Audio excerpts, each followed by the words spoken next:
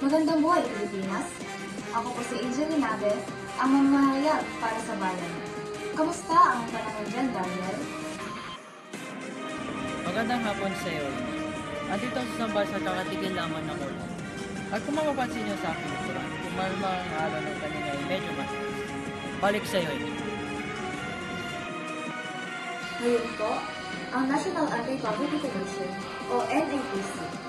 Sinimula ng Philippine Poverty Reduction Summit 2025 noong June 30. Nagtitong ng higit 600 na pangunahing kinatawan mula sa pambansang pamahalaan, 14 na pangunahing sektor, at mga iba pang unit at katuwang upang palakasin ang governance sa mga insidente ng kahirapan sa Pilipinas. Sa kanyang pambungad ng mensahe, tinukol ni NAPC Secretary Roberto Santos Duterte ang summit bilang magsaysayan at mapapanahon para sa ika-27 founding anniversary ng ahensya at ang mga oportunidad na dala ng paglipat ng pamumuno sa sangay ng legislatura at mga local government units. Nagbigay ng keynote address si NAPC Vice Chairperson for the Government Sector, South Cotabato Governor Reynaldo Tamayo Jr. Sa pamamagitan ng OPCGS Chief of Staff Eliza Tulimaw, kinukumbinsi ang pagsasama-sama ng mga programa, proyekto at serbisyo sa pagbabawas ng kahirapan ng mga ahensya at organisasyon sa mga prioridad na sektor at komunidad. Samantala, binigyang diin ni Acting Vice Chairperson for the Basic Sectors, Paul Carubaya, sa kanyang mensahe na patuloy silang lalaban sa paggawa ng mga pangunahing sektor bilang institutional partners sa lahat ng antas ng gobyerno at bilang bahagi ng solusyon ang mga mahihirap. Tanungin natin, ano ang kapulayan sa NAPC? Live by Chef Carolina.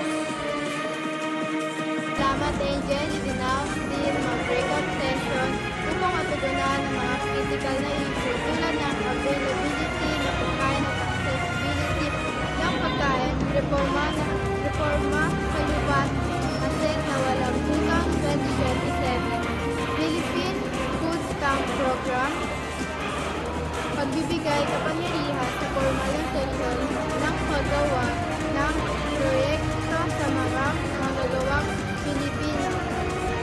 Sa ibang bansa, informal na ekonomiya, papel ng maagang pagkakaiba ay pagkakabata at pangunahing edukasyon sa pagtugon sa kahirapan, sa pag-aaral at Integrated Disaster Shelter Assistance Program, pangkalahatang pangangalaga sa kalusugan, Philippine Plan of Action for Nutrition, pagtugpo sa teenage pregnancy sa Pilipinas at program sa kalusugan ng isip ng gobyerno.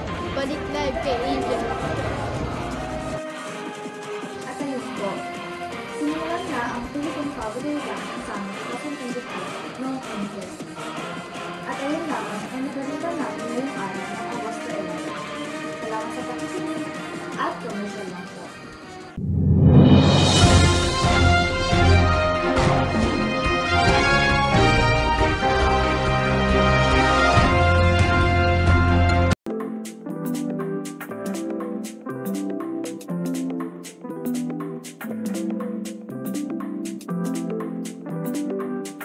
Spread with love, spread with Star's Choice. Balik tayo dyan.